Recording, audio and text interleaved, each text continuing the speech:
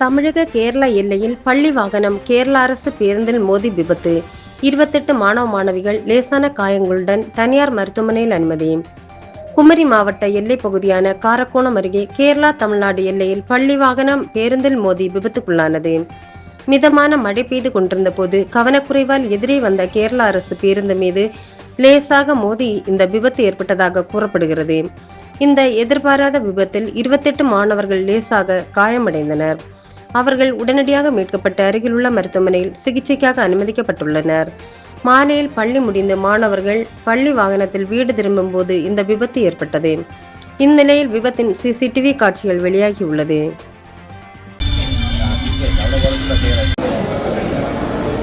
ഇല്ല ഒന്ന് രണ്ട് ചെറിയ മുറിവുകൾ പിന്നെ നമ്മളെല്ലാവരും കൊണ്ടുവന്നു കാണിക്കണം വിനോദേ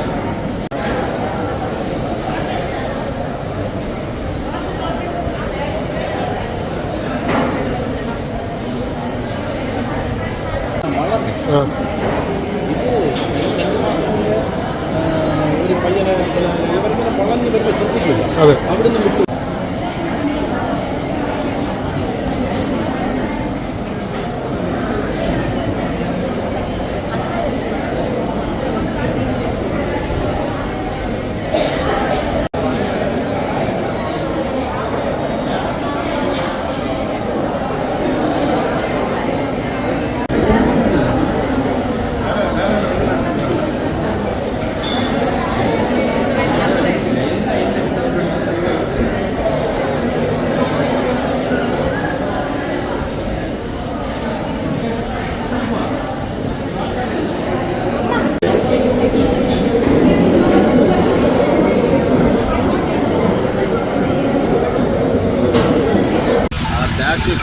కార్నర్ ఉండొచ్చు.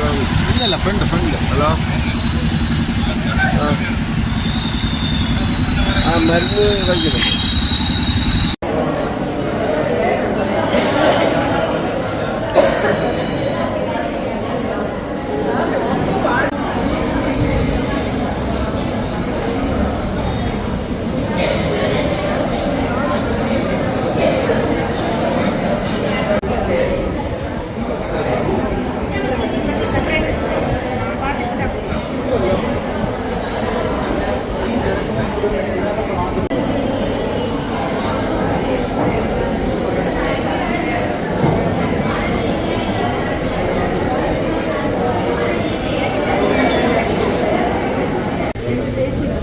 കുഴപ്പമൊന്നുമില്ലല്ലോ.